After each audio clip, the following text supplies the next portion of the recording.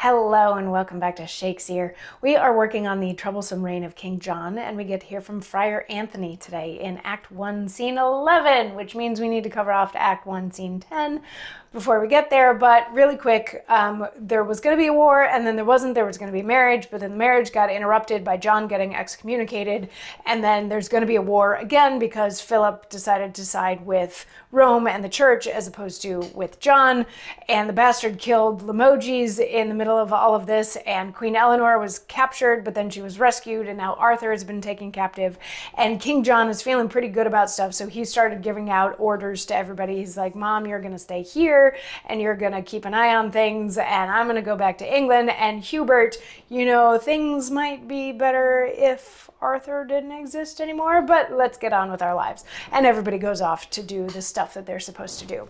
So Act 1, Scene 10, we're over on the French side, and King Philip is talking to Louis the Dauphin and to Pandolf about like how unfortunate it is that Limoges, the Duke of Austria, is now dead. And Pandolf is like, no, don't worry, his soul will be fine because the church has preemptively pardoned anybody that's fighting against King John, so he's all good. And Constance comes in looking all sad, and they're a little bit concerned. She's grieving because Arthur has been taken captive. And Louis the Dauphin is like, well, there's still the possibility that maybe he'll be fine and he could just be ransomed or whatever. And King Philip takes Constance off so that she can go grieve in peace.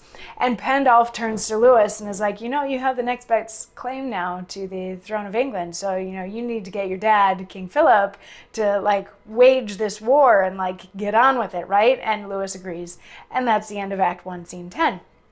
Now, in Shakespeare's version, the sort of equivalent scene is Act 3, Scene 4, which Constance's grief is like 6 times longer, and it is so much more poetic and so much more heartbreaking. She comes in and she's like tearing her hair out, and she says that she won't even recognize Arthur when they meet again in heaven because he's going to be treated so badly by John that she won't recognize him in the next life and everything. And finally, she exits on her own, and King Philip goes sort of running after her, at which point Pandolf starts talking to Louis the Dauphin about the fact that, Arthur's imminent death and the bastard ransacking all of the abbeys in England means that England is kind of a mess right now, and people aren't necessarily super fans of King John. So this is a great time for Louis to get in there, and he actually now has like the next best claim on the throne because of his marriage to Blanche. He basically has the same argument for why he should be on the throne that Arthur did. So Pandolf in Shakespeare's version is much more manipulative, and it takes Louis a little bit longer to agree to be like, okay, yes, let's get my dad, King Philip, like on board with fighting this war. So if you want some beautiful, beautiful grief monologues, Constance in Act 3, Scene 4 of Shakespeare's version. In this particular version, she gets like 6 lines, and then we move on. She's escorted out so that she can grieve somewhere else. Anyway, back to this version of the play. We are now in Act 1, Scene 11, which has the bastard in an abbey in Swinstead with soldiers, and there's a couple of friars, and he's trying to get the friars to take him to the chest within the abbey where all of the abbey's wealth is kept, and he's threatening them with execution if they don't.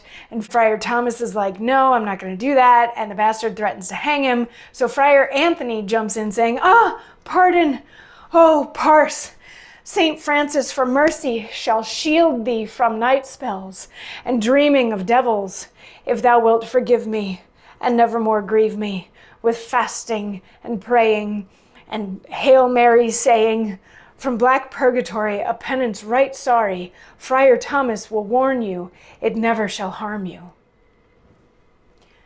So this is Friar Anthony begging for Friar Thomas's life. It's a little bit nonsensical, but it does get us into, not necessarily nonsensical. He's saying, pardon me from this and help me with that. And, I won't say Hail Marys anymore if you just let him go, that sort of thing. Like he's bargaining for Thomas's life. But what this does do is it sort of sets up the rhythm and the meter of the rest of the scene, because a lot of this rhymes and it's no longer in iambic pentameter. These are much, much shorter lines. These are like 3 feet, 4 feet instead of 5.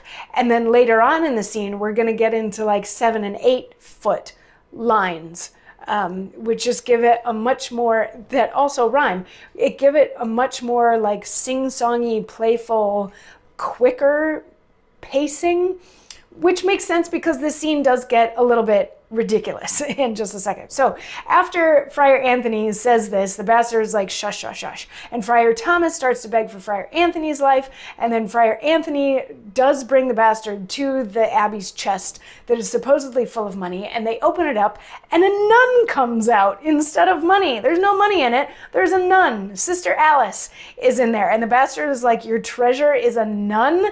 Let's hang everybody. This makes no sense. And Alice is like, no, wait a second.